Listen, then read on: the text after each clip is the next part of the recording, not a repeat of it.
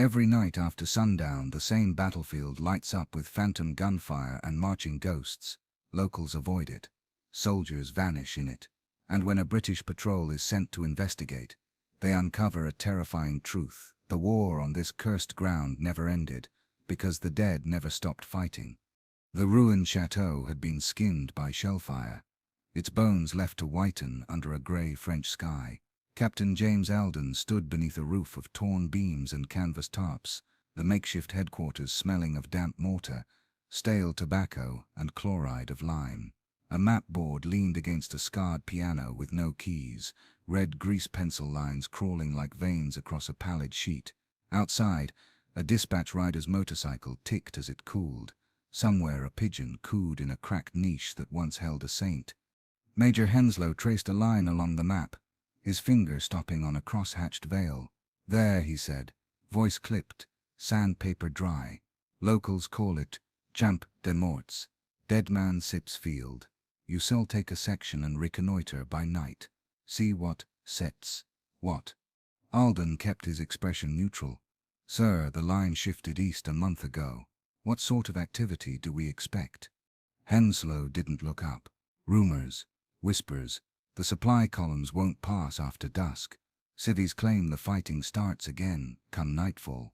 He lifted his eyes, pupils like gunmetal. "Before you ask, yes. Shots heard, flashes seen, screams. We've had 2 labor details go to ground at sundown and refuse to move. The colonel wants it addressed." Alden let the silence settle like dust. He could feel the eyes of his men at his back. Corporal Thomas Harker, shoulders like a dockside winch under his tunic. Private Samuel Doyle, jaw clenched too tight for a boy's face. Old Sergeant Pierce with a scar tugging his mouth into a permanent sneer. They waited as if the answer might change the weather. "Very good, sir," Alden said at last. "Grid reference." Henslow tapped the map. "Here, shell-churned meadow bounded by a coppice and a sunken lane, crossed by an old drainage ditch. We held it last autumn, the Boche took it back, then we took it again. Cost us dear. You'll go in at 1900, observe till dawn, report on any irregularities." The last word sounded like something he'd scraped off his boot. Harker shifted, puttees whispering. "Begging pardon, sir," he said, "but the lads in the kitchen say their Cesper's a priest in the village who won us step foot near that field after dark. Says the dead make roll call there." "Corporal," Alden said without looking round, "we don't plan our patrols on kitchen gossip." Henslow's mouth twitched. "The priest is the one who complained, in fact, along with a farmer whose mare snapped its leg when the bridle went taut as if a man were pulling it. He's since moved his cart by daylight only." Henslow folded the map with the tenderness usually reserved for an infant, then handed it to Alden. "You're a rational sort, Captain. Good. Take your rational sorts and apply them." Dismissed. Outside, the evening smelt of wet grass and petrol. The sky had the color of old tin, and the wind came from the east with a faint taint of rot. Alden tucked the folded map into his dispatch case and looked over his section. 8 in all: Harker, Doyle, Pierce, Wilcox, the stretcher-bearer, 2 quiet lads from Manchester named Ellis and Booth, and a taciturn Cornishman called Trevithick, whose eyes never seemed to blink. "Right," Alden said. "This is a reconnaissance patrol. We go light, keep our heads, and we come back breathing. Lee, Enfields, 60 rounds. Bayonets sheathed unless told otherwise. 1 very pistol on me, 2 star shells. No chatter." He paused. "And for God's sake, no heroics." Private Doyle swallowed. "Yes, sir." Harker stepped closer, lowering his voice.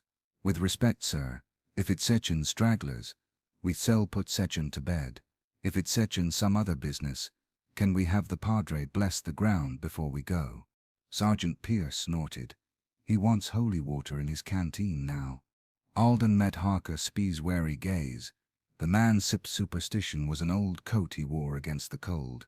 "Mock it and you stripped him bare.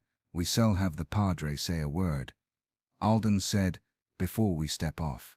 They found Father Boulanger in the church shell, his cassock patched, his hands raw from hauling rubble. He listened, lips pressed thin, then dipped his fingers in a chipped font and made the sign of the cross over each man, Latin a murmur like wind in reeds. At Doyle he paused, frowning faintly. "Vous écoutez trop," he said softly. "You listen too much." Doyle blinked. "Pardon, Father." Boulanger only patted his cheek as if he were 10 years old and sent him after the others.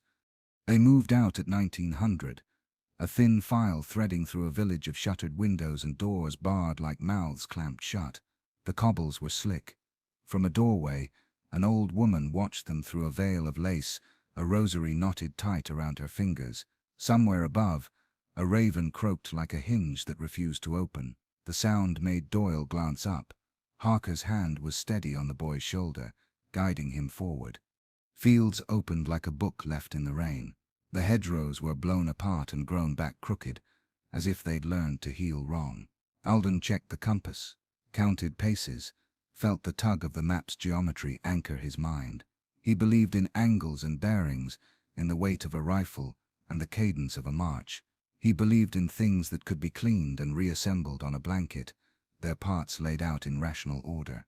"Captain," Trevithick muttered from the rear. "Smell that." They all did. Cordite, faint and sour, like an old match struck again, but the wind carried no smoke, and the sky showed no flicker. Alden lifted a fist. The file halted. The meadow lay ahead, low, pocked ground, grass cut in ugly crescents by years of wire and hoof and blade. Rusting helmets nested like turtle shells. A length of timber with black iron teeth revealed itself as the shattered frame of a machine-gun sled. In the far hedgerow, a scrap of khaki clung to a thorn and stirred without wind. "Positions," Alden whispered. "We observe. We do not engage unless engaged." They sank into shell holes, slick with rain. The sun limped toward the horizon, its light turning the puddles to plates of tarnished brass. Crickets rasped. Somewhere a cow lowed once, as if dreaming a sorrow. Above them, the first star pricked through, cold and alone. Private Doyle swallowed again, louder this time. "Sir," he said, voice no more than breath, "do you hear boots?" Harker closed his eyes. In the hush, faint as a memory, came the cadence of marching feet, many feet passing where no roads remained. Alden's jaw tightened. He raised his field glasses to the failing light and peered across Dead Man's Field as night gathered like a noose. The first distant flash winked, like a match in a grave. "Steady," he breathed, though his own pulse had begun to drum. "Steady." The second flash came closer, accompanied by the crack of a rifle from no direction, and every direction at once. Then, from the sunken lane, a whistle shrilled. It was the exact pitch that sent men over the top. Sergeant Pierce's scar twitched as if it remembered. "Christ preserve us," he muttered. And as the sun died, the battlefield inhaled. They waited in their shell holes as twilight bled out across the field, each man a shadow beneath the broken moonlight. No orders came, no enemy appeared. Yet the sounds of war, rifle cracks, shouted commands, boots on wet earth, moved through the dark, like ghosts through curtains.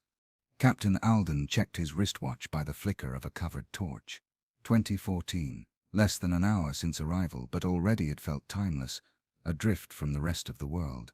"Hold positions," he whispered. His voice was steady, but his knuckles were white around the stock of his rifle. To his right, Corporal Harker muttered under his breath, low, rhythmic, not quite a prayer. To his left, Doyle sat motionless, wide-eyed, every muscle locked like the boy was bracing for a shell burst that would never come. Then, as if the field itself exhaled, the noise faded, the phantom rifle fire, the marching, it all drained away into silence, so total it seemed to hum. The men dared not speak. Even the insects were gone. Alden raised his head just enough to scan the horizon again. No movement, no muzzle flashes, but the tree line at the far edge of the field, had it always been that close? He blinked and refocused. Trees don't move, but that line of brush seemed wrong. Closer, as if the whole field had shrunken in around them like a tightening ring. "Sir," Harker whispered, "I think it sets getting nearer." "You see something?" "Not see. Feel. Like the ground sips drawing us in."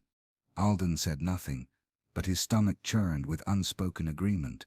He didn't like how the wind had stopped entirely, or how their breaths came in plumes.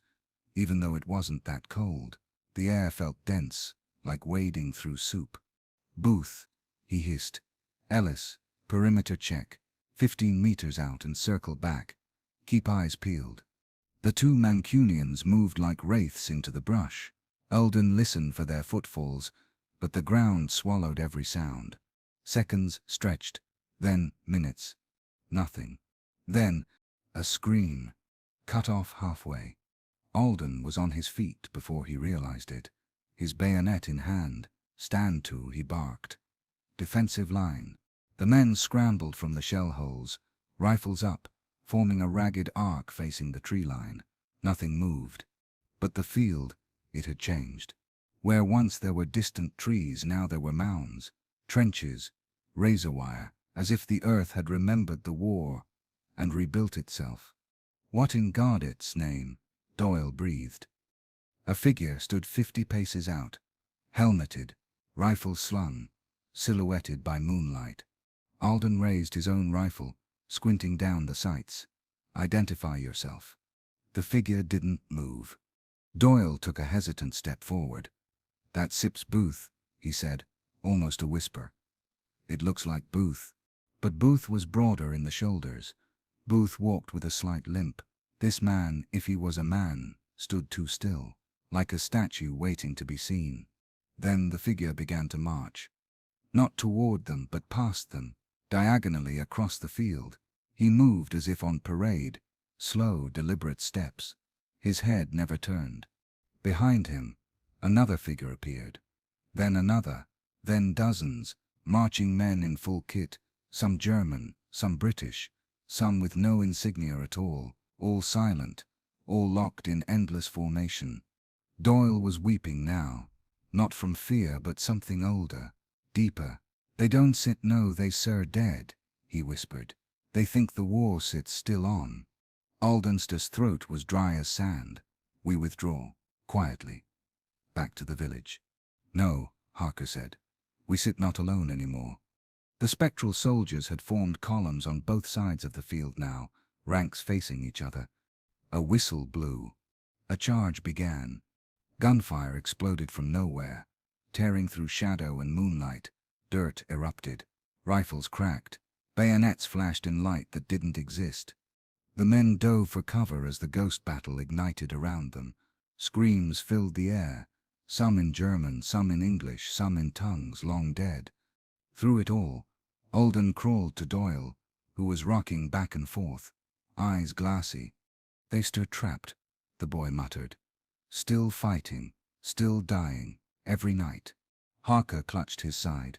He sat to being grazed, but by what, no one could say. "We need to go, sir. Now." Alden nodded. "Fall back west edge. Now." They moved, low and fast, ignoring the phantom figures surging beside them. The trench line was shifting again, openings appearing where there were none before. As they reached the hedgerow, a burst of spectral gunfire passed through Harker's leg. He didn't scream, but he fell. Alden grabbed him under the arms. "I've got you. Move." They crossed the last stretch of grass and tumbled into the ditch beyond the field. Silence. Instant. Total. The battlefield was still again. The spectral battle had vanished like mist in the sun. Harker wheezed. "They see fighting every night." Alden looked back once, then away. "We start not done here, but tonight, we survive." They limped back toward the village where not a single light burned, and behind them, in the dead grass, the ghosts waited for dusk to fall again. Dawn broke with an anemic sun, and the stink of wet earth. Mist clung low over the fields, threading through the hedgerows like something that didn't want to be seen. When Captain Alden's battered unit limped into the village of Saint-Omer, not a soul stirred to greet them. They passed shuttered windows and blank doors. A dog howled somewhere distant and was quickly silenced. The only sound was the scrape of boots over cobbles and the rhythmic drag of Harker's wounded leg. Inside the makeshift billet, a former schoolhouse that still smelled of ink and burnt chalk, Alden dropped his gear and went straight to his field notes. He wrote in clipped, clinical shorthand. Observation confirms spectral phenomena at grid 48b. Apparitions witnessed, British, German, and unidentified units. Activity occurred between 2015, 0400. Visuals marching, combat, audible gunfire, whistles, screams. Contact, non-physical yet perceptible. Corporal wounded by energy displacement. Recommendations: immediate quarantine of zone. Further investigation, with ecclesiastical or parapsychological consultation. He paused, pen hovering. Then he added, status of Private Booth and Private Ellis. Missing. Presumed. A long hesitation. Presumed lost. He closed the notebook with a snap. Behind him, Harker sat on a bunk with a torn shirt and a stained field dressing. The graze across his thigh had no entry wound, no exit, just a red welt that throbbed and burned when touched. Doyle hadn't spoken since they returned. He sat on the floor, knees tucked to his chest, eyes fixed on a corner of the room like something waited there, only he could see. Alden looked at them both. He was a captain, an officer of His Majesty's Army, trained in tactics, logistics, morale, but none of that helped when your men had seen ghosts kill the living. He stepped outside. The village priest, Father Boulanger, stood near the chapel ruins with a small basket of herbs and candles. He didn't turn to look at Alden, only murmured in French, "Vous les avez-vous, n'est-ce pas? You saw them, didn't you?" Alden didn't answer. Boulanger lit a small bundle of sage with a wooden match. Smoke curled around him, stinging the air. "They are not ghosts," he said. "They are memories, wounds, deep ones. The land remembers what the men do not." "Two of mine didn't come back," Alden said quietly. The priest finally turned. "Then they are part of it now." By afternoon, under orders from Major Henslow, Alden was told to return, this time with clearer objectives. Survey the field by daylight. Identify any buried munitions, tunnels, or chemical agents that might explain the phenomena. Bring evidence if possible. "Evidence," Harker said bitterly. "They want bloody proof like it's a game of charades." Alden ignored him. "We go back at 1300. Standard kit, fixed bayonets, gas masks slung, be ready for anything." Doyle Thitt's hands shook as he packed his satchel. "Why are we going back?" he asked, voice thin. "What if we don't come out this time?" Alden met his eyes. "Because we serve soldiers, and because the people living in that village want to sleep until someone does."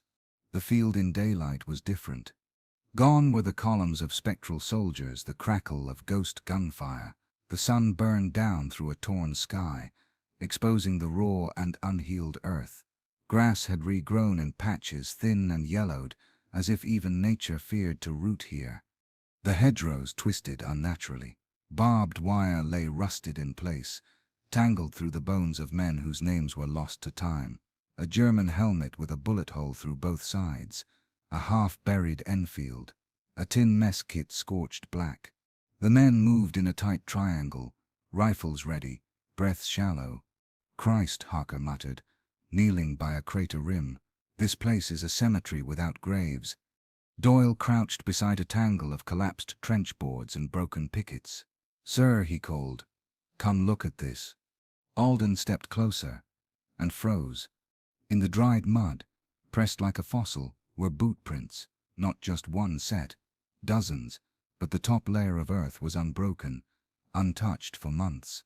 No one had walked here, and yet, Harker looked around, skin pale. "Those weren't set here yesterday." "Sir, I swear." Alden said nothing. He scanned the tree line. The trees hadn't moved again. Had they? Further in, they found a broken dugout. The wooden support beams had collapsed, but something gleamed among the rot. Alden reached down and retrieved a rusted whistle, British issue. He gave it, a light puff. The sound was faint, pitiful, really, but it echoed 3 times, from different directions. The men spun, rifles raised. Nothing moved. Doyle was trembling. "I want to go. I want to go now." Alden nodded, slowly.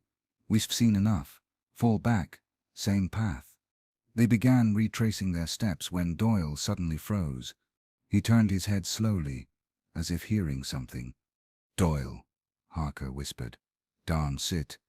The boy bolted into the field, toward a trench line that hadn't been there 5 minutes ago. Alden cursed. "Doyle!" They ran after him, but when they reached the trench, it was gone. Just churned earth. No sign of the boy. No footprints. No voice. Harker fell to his knees, staring at the spot where Doyle had vanished. He heard them, he said. They called to him, and he went. Alden knelt beside the empty space. The whistle still hung in his hand. He blew it again, and this time, the echo was followed by a scream. The scream died as quickly as it had risen, echo swallowed by the mist that coiled now across the field like breath on glass. The trench line, where Private Doyle had vanished, was gone. No walls, no timbers, no boot soles in the mud. Just the same pitted soil that had seen too many deaths and not enough burials. Captain Alden stood frozen, the whistle cold in his palm. "Did you hear that?"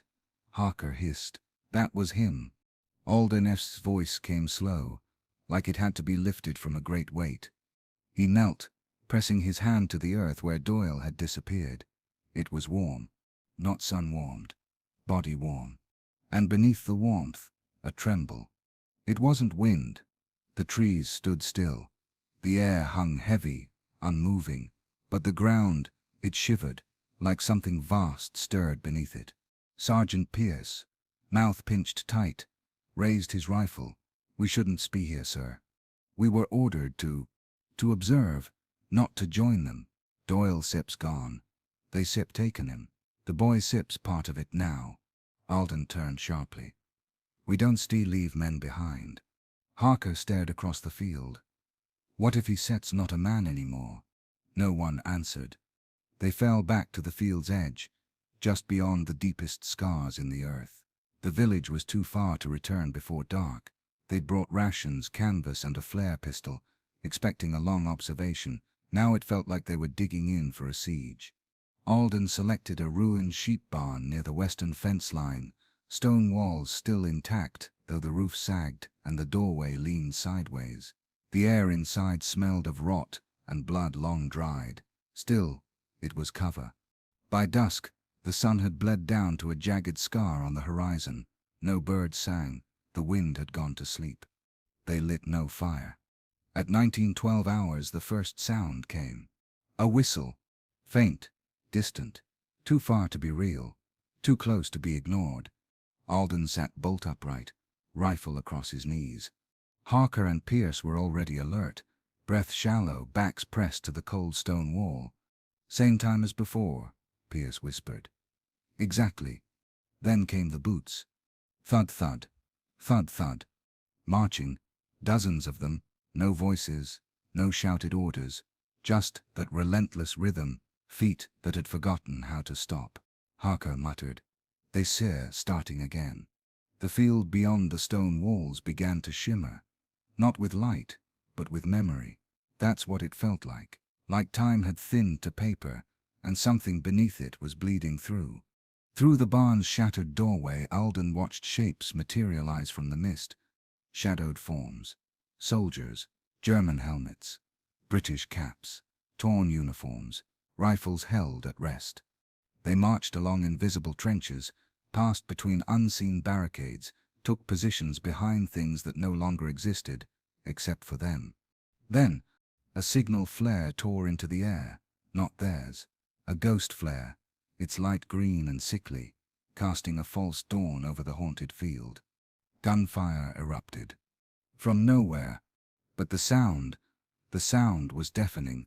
Each shot came with muzzle flashes that flickered like lightning across long-dead faces. Spectral soldiers fired at unseen enemies, reloading, shouting orders in long-forgotten voices. One collapsed beside a shell hole, clutching his chest, only to fade and stand again, repeating the motion exactly as before. Alden gripped the doorway frame. They so reliving it. Pierce, pale and trembling, hissed, "It's Sep's a loop, a bloody loop." Then something new happened. One of the phantom soldiers turned its head and looked at them directly.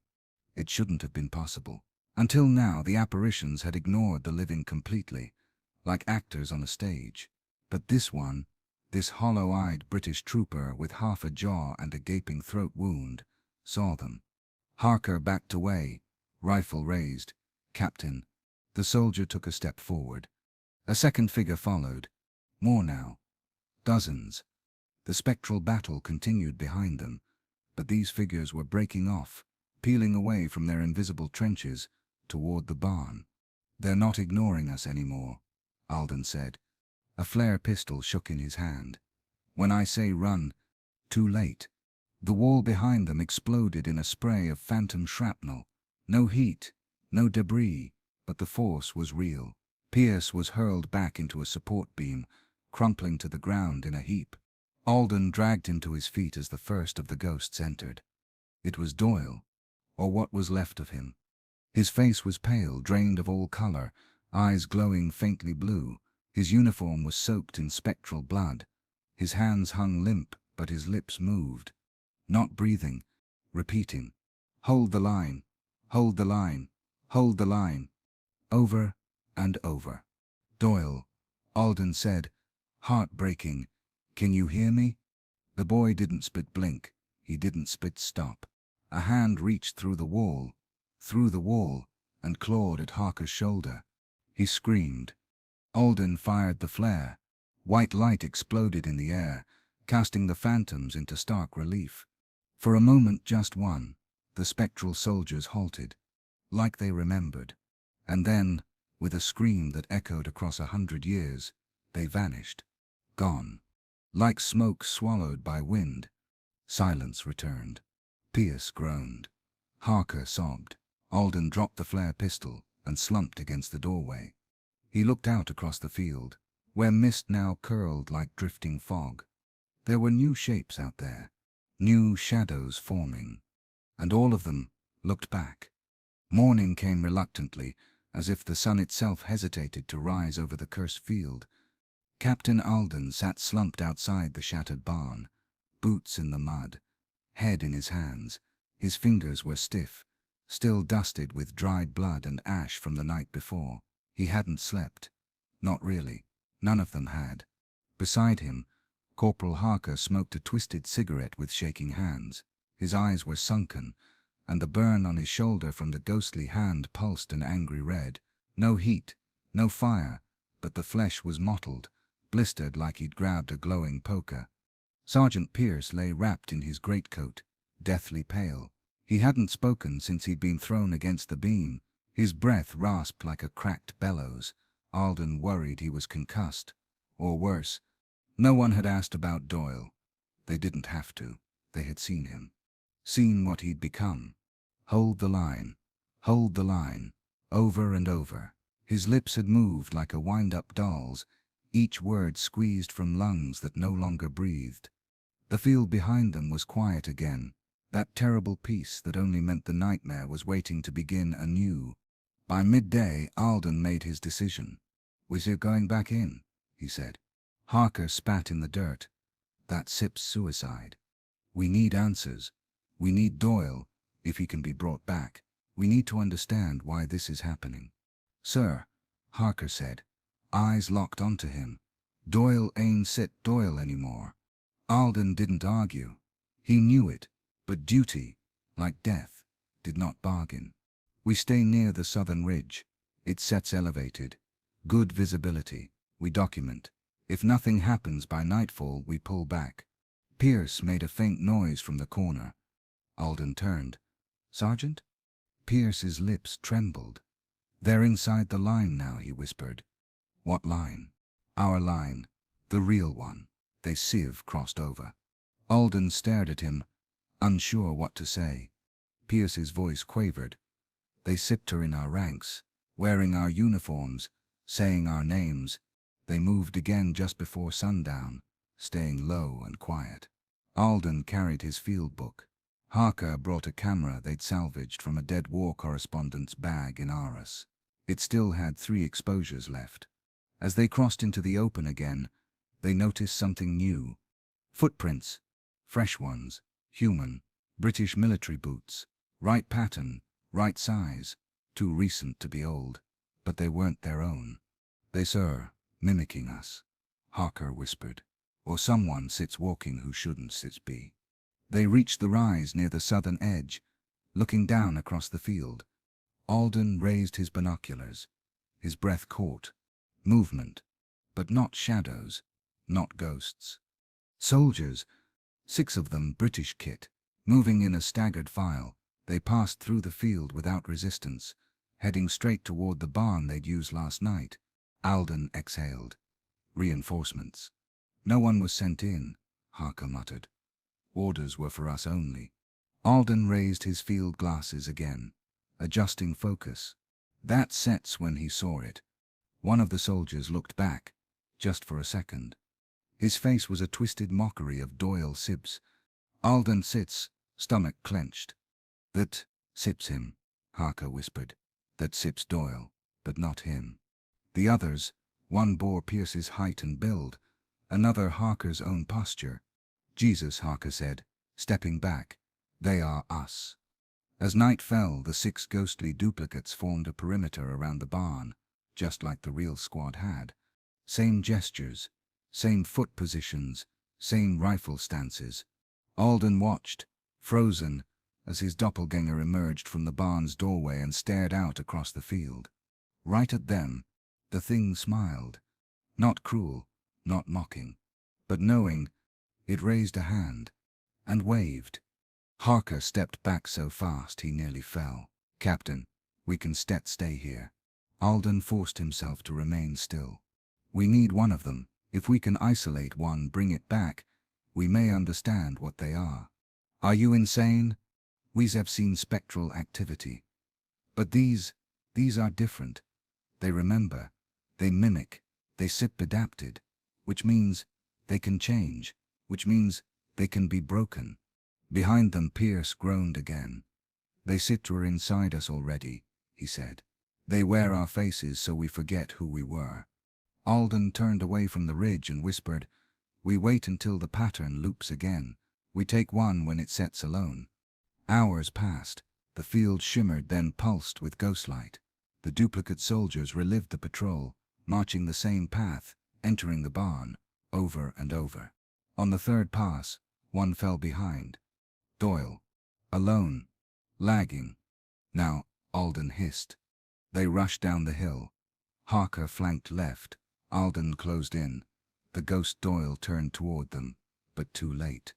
Harker tackled him, it to the earth. The thing hit the ground and let out a sound like steam escaping a cracked pipe. Up close, it looked perfect, right down to the mole above Doyle's right eye. But the eyes too bright, like gaslight burning in glass. Alden knelt beside it. Do you know your name? It opened its mouth, but the voice that came out was Alden Siptis. Hold the line, Captain. You forgot to hold the line. Alden stumbled back. The thing stood, from the ground. As if gravity had let go, all around them, shadows began to stir. Marching, forming ranks. But not spectral this time. Solid, real, and each wore the face of someone they knew.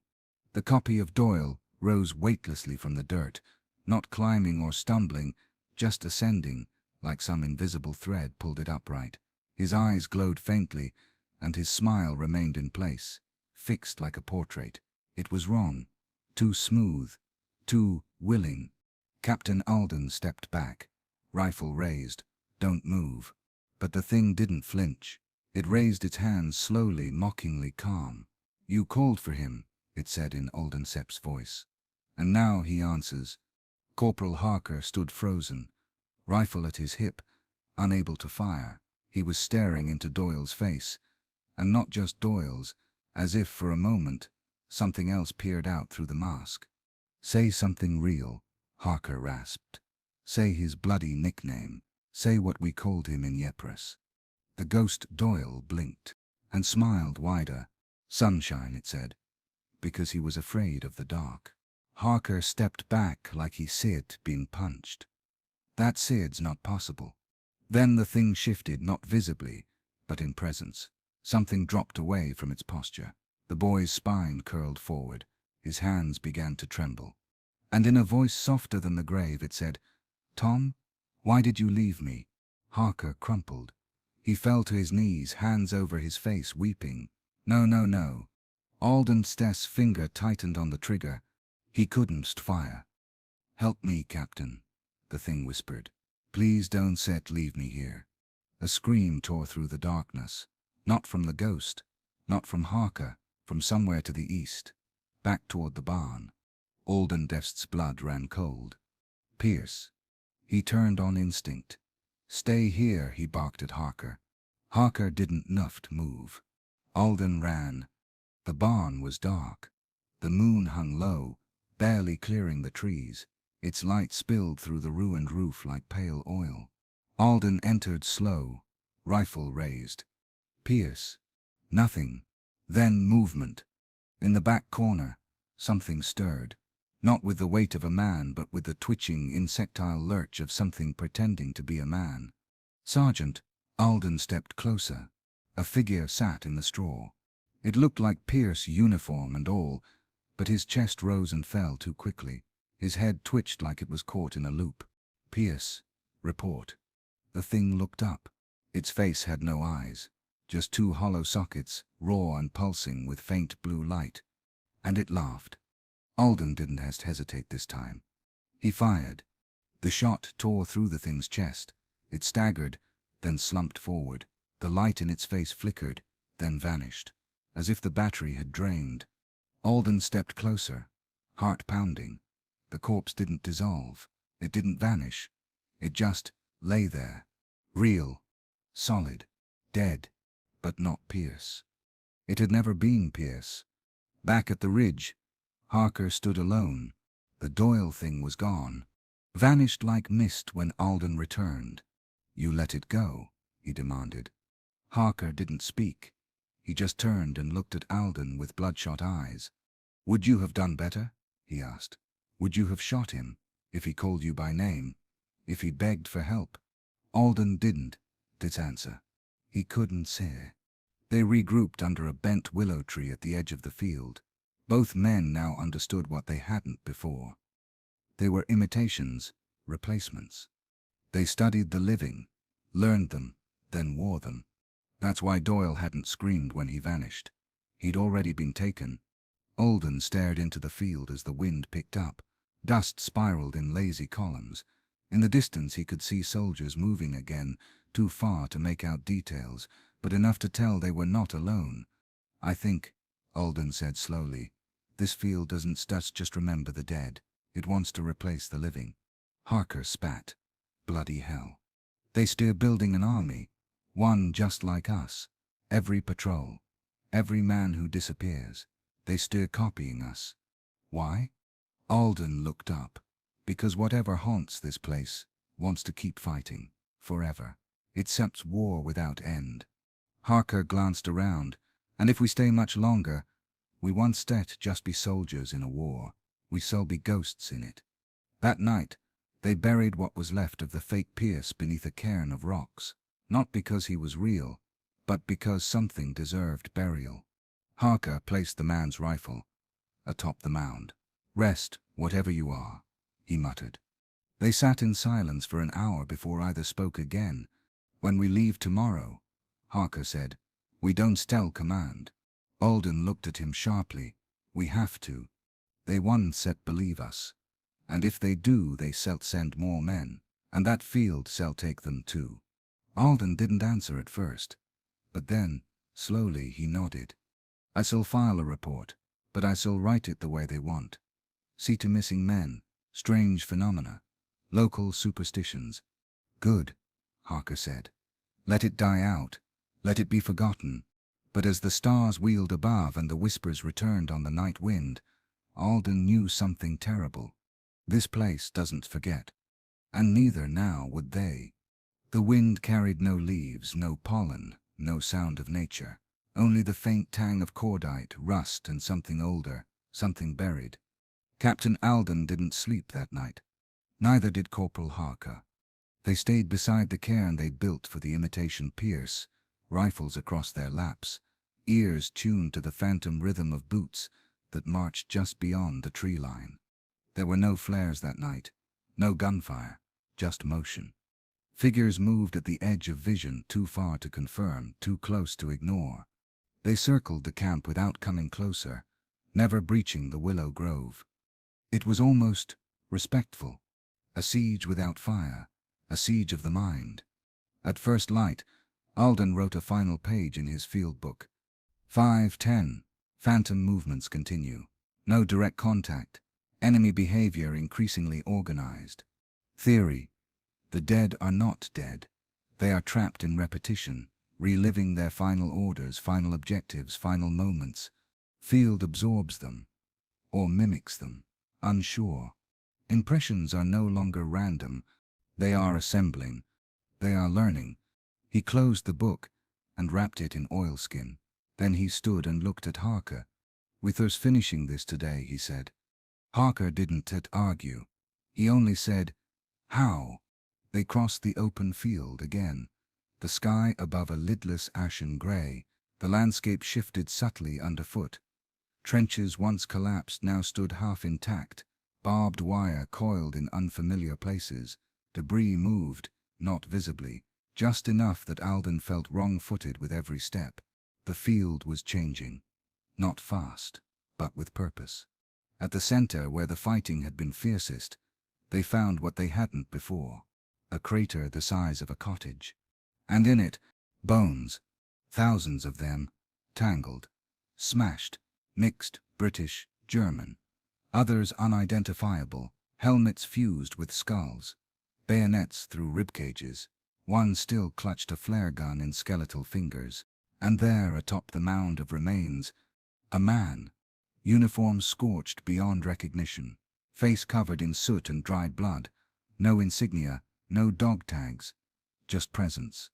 He turned to face them, and he smiled. "Captain Alden," he said, "you have come far." Alden raised his rifle. "Identify yourself." The figure didn't flinch. "I have no name, not anymore. I gave it up, with the rest. Just like you will." Harker Sitt's voice was flat. "We stir not joining your army." "Oh," the man said, "but you already have. You walked the field, slept on its edge, buried one of your own. That SIP's how it begins." He stepped closer. "I was a captain too once. I tried to hold the line. I lost my men, and I stayed. Now I remember every night, every command, every scream. It sits all here." He tapped his temple. "And the field remembers with me." Alden stared at him. "You want this to continue?" The man looked almost mournful. "I don't want it. I am it." He gestured toward the shifting fog. The spectral soldiers forming up again, more of them than before, their formations tighter, their uniforms more complete, their weapons cleaner. A perfect replica of war, refined over time. "You built a machine," Harker whispered. "You became the war. I became the part that never ended." The ghost captain looked to the east, where the sun was rising. "But now you've seen it, so you have a choice." He turned to Alden. "Leave. Tell no one. Forget." Alden gritted his teeth. "And if I don't test?" The figure smiled again. "You shall be promoted." From behind them came the sound of boots. Dozens. Alden turned, his breath catching. An entire platoon was assembling. Every face was familiar. Doyle, Pierce, Ellis, Booth. Even men Alden knew had died in other fields, other campaigns. All perfect, all silent. They stared at him with eyes like cold embers. "Sir," one of them said. "Orders." Alden felt the scream rise in his throat, but he didn't speak it. He dropped the rifle, turned, and ran. They made it out. Somehow. No ghost pursued them. No shot rang out. But when they reached the village outskirts, the sun already warming the stone walls and shuttered homes, Alden fell to his knees. Harker dropped beside him, panting. "You saw them," he said. "They sit building something. That army, Alden stared back toward the field. They don't want to conquer. They don't want peace. They just want to keep fighting, forever. Why? Alden shook his head. Because that SIP's all they remember. The last command, hold the line, no matter what. He looked down at his field book. The final entry had bled through with sweat and mud. He tore the page out, struck a match, and burned it. We tell no one, he said. But the others, Ellis, Doyle, they are not coming back. Harker stared at the horizon, and in the rising daylight the field behind them looked normal again. Still, empty, safe. But it was only waiting. The village of Saint-Aulaire sat beneath a hollow sky, its stone lanes washed in golden light, but no warmth touched the hearts of the men who returned from the field. Captain Alden and Corporal Harker looked like survivors from a war that hadn't been fought in years, but their uniforms were torn fresh, their boots still wet with mud from a battlefield that should have been silent. They said nothing to the villagers. No questions were asked, no welcome offered. The locals knew. That afternoon, Alden made a decision. We burn everything, he said. Harker didn't ask for clarification. He simply nodded.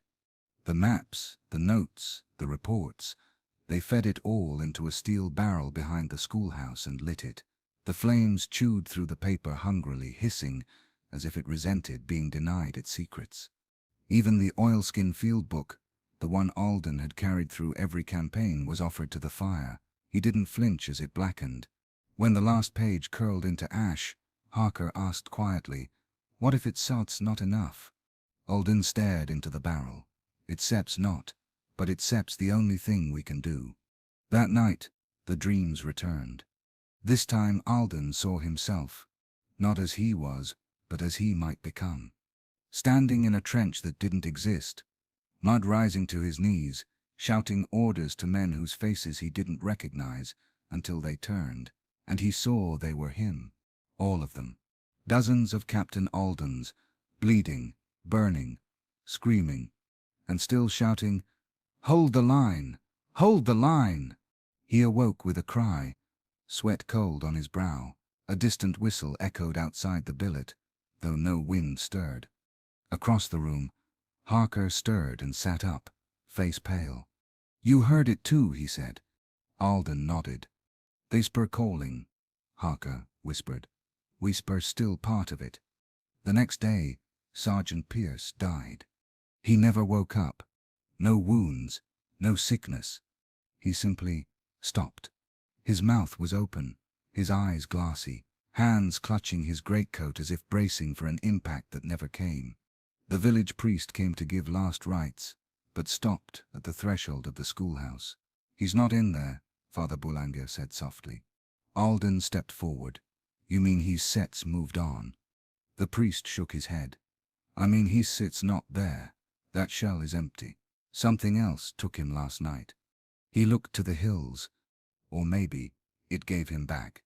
That evening, Alden sat outside and watched the road to the battlefield. He knew he couldn't stop himself. The field had him now. Not with chains, not with ghosts, but with responsibility. The same curse that bound every officer, every commander who had ever sent men into death. It wasn't stick guilt. It was duty. That quiet, soul-splitting conviction that if you didn't go back, someone else would suffer in your place. He didn't hear Harker step up beside him until the corporal spoke. "You they're going, aren't you?" Alden said nothing. "I shall come with you." Alden turned. "You don't have to." "I do," Harker interrupted, "because I feel it too. The itch at the back of the skull, the footsteps when no one sips near. I smell the mud when I close my eyes." He looked at Alden, jaw clenched. "We're already in it, we just haven't admitted it." They left before dawn, walking silently up the dirt path toward the field. No rifles, no kit, just sidearms and a flare pistol. The trees bowed low, as if trying to warn them back. At the ridgeline the field spread before them, unchanged, but not. The crater was gone. The trenches had shifted again, and the army had grown, Hundreds now, standing in lines, perfectly still, uniforms clean, boots polished, faces identical to the dead they'd known. The ghost army didn't move, just waited. Alden and Harker stepped forward until they reached the edge of the line. A figure emerged. Doyle. Still young, still broken. But behind him came another Alden. An exact copy. Down to the brass buttons, the crooked ribbon, the healed scar under the jaw. It saluted. Alden felt nausea rise in his gut. "Why are you here?" The double spoke, but the voice came from behind him. The wind carried it through the teeth of every ghost in the line. "To take over." Alden raised his sidearm. "Not while Sip's still breathing." The double stepped forward. Harker whispered, "What happens if we shoot them?" "We break the pattern. Or we complete it." Alden gritted his teeth. He fired. The bullet struck his copy in the chest. It staggered.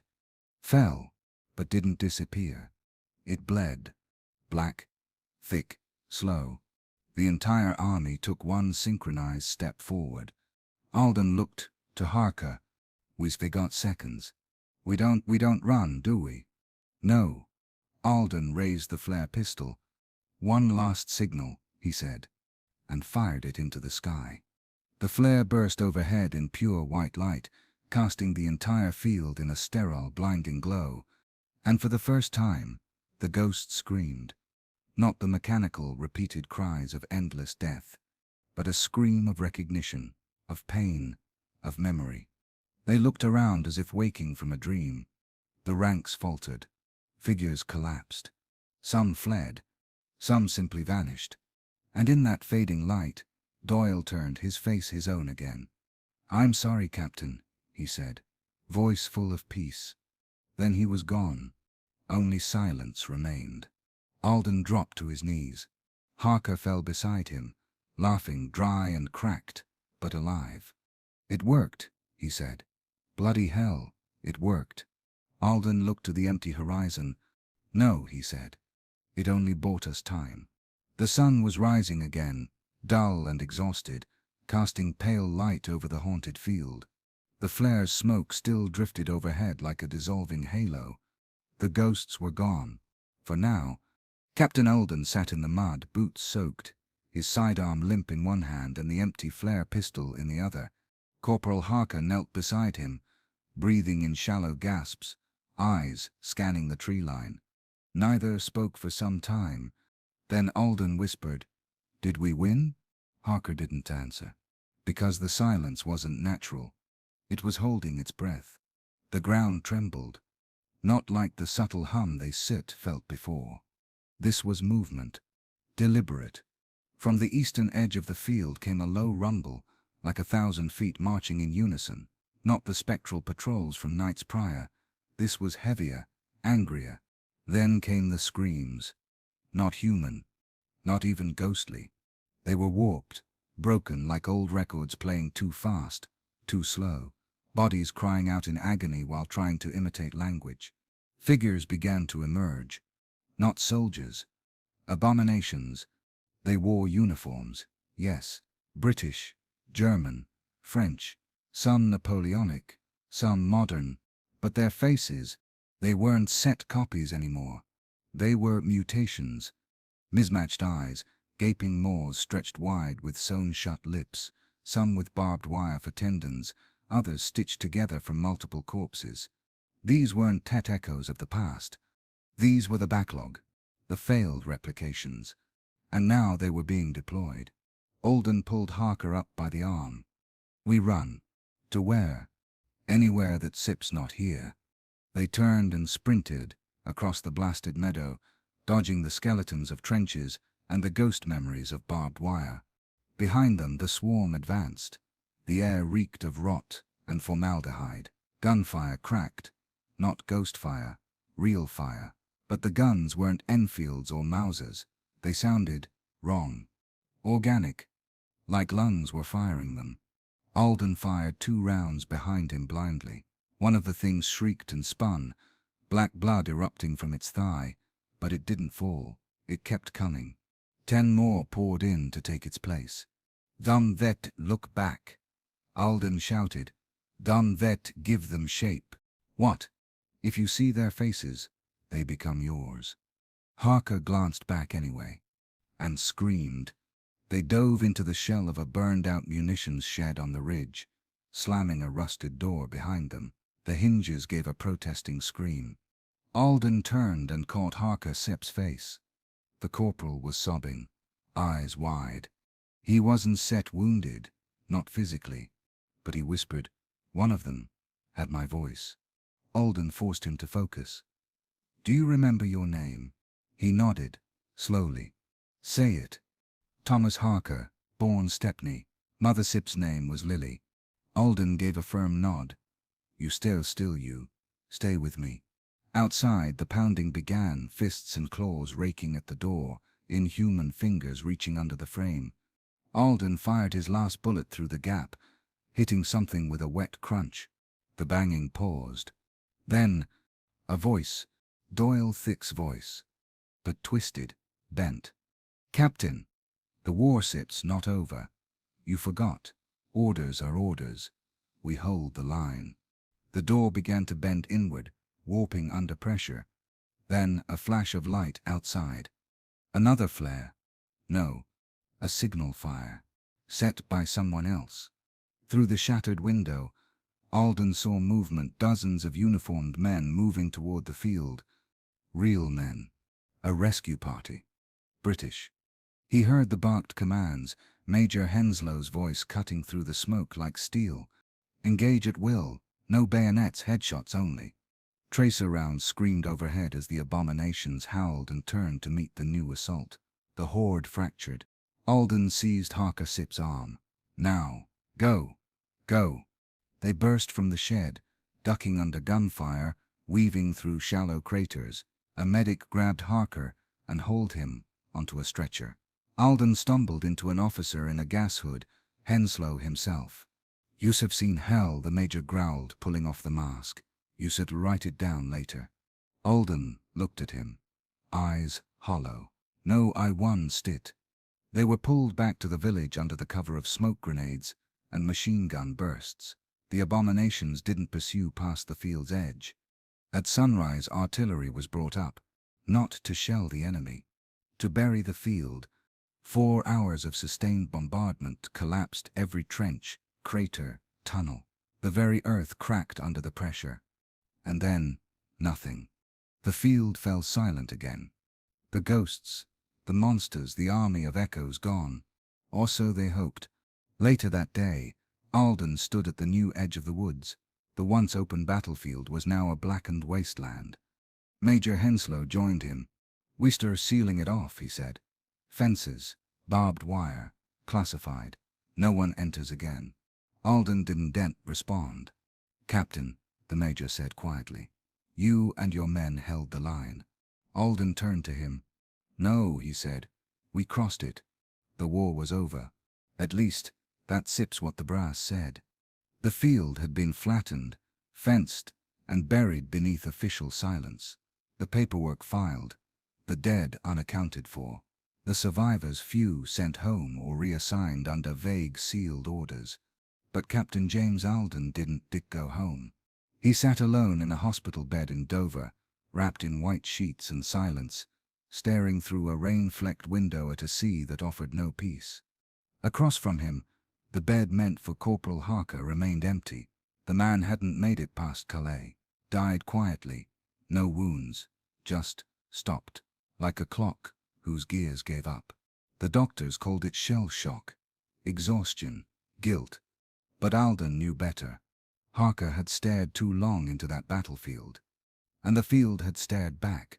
They came to debrief him in quiet rooms with bright lights. Men in uniforms with no insignia. Men who asked strange questions, not about what he saw, but about what remembered him. "Do you still hear the marching, Captain?" "No." "Have any of your dreams taken place on that field?" "Yes." "Do you feel the urge to return?" "Every day." They scribbled notes and left him alone for hours, sometimes days. Once, they brought a priest, not Boulanger. This one was colder. He never opened a Bible. He only watched. Weeks passed. One night, Alden awoke to the sound of boots outside his room. Not footsteps, drills, marching, precise, familiar. He stood, moved to the window, and looked down at the hospital courtyard. It was empty, but the frost on the glass bore the unmistakable outline of a helmet pressed against the pane. British issue. He was discharged not long after. They said he was well enough to return to England, but no orders came. No rail ticket. No uniform. Just a single envelope. Inside, a ticket to a small village in the north. A map. A note, it sat snod over. The village was forgotten even by maps. Rows of boarded homes, a church with no bell, and a station where no train stopped anymore. But Alden went, because he already knew what was waiting. He reached the hill just before nightfall. From the crest he looked down upon another field, this one green, untouched by artillery or blood. Yet in the stillness, he heard them. Marching. Faint. Steady. The same rhythm. He set down his pack and lit a small lantern, pulled out a notebook, began to write again. Not for the record, not for command, for the next man, because there would always be a next, and they deserved to know. He sat on the ridge until dark, watching the mists creep along the ground like curious animals. And when the first ghost walked onto the field below, a lone figure in British khaki, carrying a Lee Enfield, Alden stood and saluted. "Still holding the line," he whispered. "They say some battlefields are sacred, others are cursed, where the dead still march, still obey, still wait for orders from above. And when you hear the whistle blow at night, know this, you are not alone, because on that cursed field, the line is still being held. By men who never came home, by ghosts who never laid down their arms, and they remember